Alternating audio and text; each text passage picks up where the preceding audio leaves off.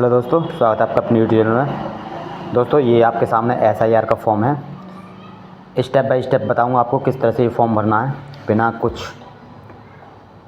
देरी के आपको बताते हैं किस तरह से फॉर्म भरना है। दोस्तों ये एक महिला का फॉर्म है जिसकी शादी अभी हुई है, तो ये किस तरह से भरना है वो आपको बताऊँगा। दोस्तों ये एक डेमो फॉर्म है, तो इसमें सिर्फ किस तरह से भरना है उसकी जानकारी दी जाएगी। ठीक है, तो सबसे पहले शुरुआत करते हैं। यहाँ पर आपकी ये जन्म तिथि, तो यहाँ पर जन्म तिथि डाल देंगे जो भी आपकी जन्म तिथि है। उसके बाद दोस्तों आधार कार्ड, अगर आधार कार्ड है तो डाल देंगे, क्योंकि वैकल्पिक में दे रखा है तो डालना भी ज़रूरी नहीं है, लेकिन आप फिर भी अगर आधार कार्ड है आपके पास तो आप डाल सकते हैं। उसके बाद दोस्तों यहाँ पर मोबाइल नंबर डालेंगे, मोबाइल नंबर फिल करेंगे अपना। उसके बाद पिता, देखो महिला है उसके बाद भी आपको पिता का नाम ही डालना है। पुरुष होता तब भी आपको पिता का नाम ही डालना है, यानी कि महिला के जिनकी शादीशुदा हो रखी उनके पिता यानी मायके के जो पिता हैं उनका नाम डालना है। उसके बाद उनकी EPIC ID या पहचान पत्र संख्या हो तो आपको वो डालनी है। यहाँ पर दोस्तों माता का नाम, तो यहाँ पर आपका माता का नाम डालना है, यानी महिला को अपनी मम्मी का नाम, यानी जो पीहर वाली मम्मी है उनका नाम डालना है। ठीक है, और पुरुष होगा तो उनकी अपनी मम्मी का नाम डालना है। यहाँ पर उनकी पहचान पत्र संख्या हो तो पहचान पत्र संख्या डालनी है। उसके बाद क्योंकि अब ये महिला है तो महिला के पति का नाम डलेगा। अगर शादी हो जाती है कोई, अगर कोई लड़की होती तो यहाँ पर, शादी नहीं होती तो यहाँ पर ये वाला कॉलम खाली छोड़ दिया जाएगा। महिला है तो इसलिए पति का नाम, और यहाँ पर पुरुष होता तो जिसकी शादी हो जाती तो उसके पत्नी का नाम डलता है यहाँ पर। उसके बाद पति या पत्नी में से किसी की पहचान पत्र संख्या है तो आप यहाँ पर वो डाल देंगे। उसके बाद दोस्तों ये दो कॉलम आते हैं, एक है पिछले SIR की मतदाता सूची में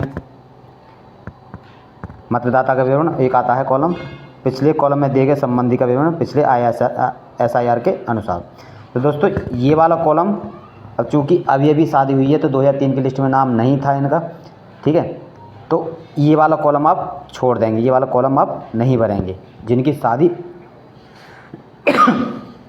शादी को 20 साल भी हो गए हैं, 25 साल भी अगर जिनकी शादी को हो गए तो वो भी इस वाले फॉर्म को नहीं भरेंगे, क्योंकि 2003 की लिस्ट में सीधी सी बात है 2025 चल रहा है और 2025 चल रहा है। अगर जिनकी शादी को अगर 20 साल भी हो गए होंगे तो उनका 2003 की लिस्ट में नाम नहीं होगा, तो इसलिए इस वाले कॉलम को वो महिलाएं नहीं छेड़ेंगी। ठीक है,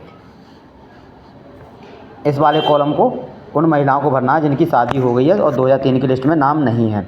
तो इस वाले कॉलम में किसकी भरेंगे, इसमें महिला के पिता 2003 में लिस्ट है, नाम में है तो आप वो भरेंगे। 2003 की लिस्ट में नाम होना चाहिए, या तो पिता को हो या माता को, दादा दादी, इनमें से जिसका भी नाम 2003 की लिस्ट में हो।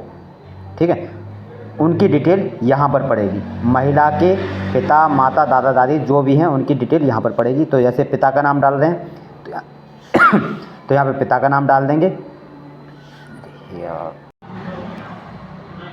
तो यहाँ पर 2003 की लिस्ट में जो भी संबंधी है, माता हो, पिता हो, दादा हो, दादी हो, उसका नाम डाल देंगे। यहाँ पर 2003 की लिस्ट के हिसाब से जो पहचान पत्र संख्या 2003 की लिस्ट में दे रखी है वो डाल देंगे। उसके बाद संबंधी का नाम, इनके अगर आप पिता डालें तो पिता के पिता का नाम क्या था, माता का डालना है तो माता का डालना है तो माता के पति का नाम। ठीक है, तो ये इस तरह से इसमें भर देंगे। दादा रखेंगे तो दादा के पिता का नाम। ठीक है, और दादी का डालेंगे तो दादी के पति का नाम यहाँ पे डाल देंगे। यहाँ पर संबंध, अगर आप पिता का डिटेल दे रहे हैं तो यहाँ पे पिता लिख देंगे, माता की डिटेल दे रहे हैं तो माता लिख देंगे, दादा की तो दादा, दादी ने तो दादी लिख देंगे। जिस ज़िले से आप हैं, जो 2003 में जिस ज़िले में थे उस ज़िले का नाम लिख देंगे, राज्य का नाम लिख देंगे। 2003 की लिस्ट के हिसाब से जो निर्वाचन क्षेत्र था, क्योंकि 2003 के बाद पुनर्गठन हुआ है तो उसमें चेंज हो गए, तो निर्वाचन क्षेत्र जो 2003 की लिस्ट में हो वो आप यहाँ पे डाल देंगे। उसके बाद विधानसभा क्षेत्र की संख्या, जो वोटर लिस्ट होती है उसके, मैंने आपको पहले ही बताया था पिछली वीडियो में, वोटर लिस्ट जो आपके पास 2003 की वोटर लिस्ट आएगी, कुछ इस तरह से आपके सामने 2003 की वोटर लिस्ट आती है। तो ये निर्वाचन क्षेत्र यार,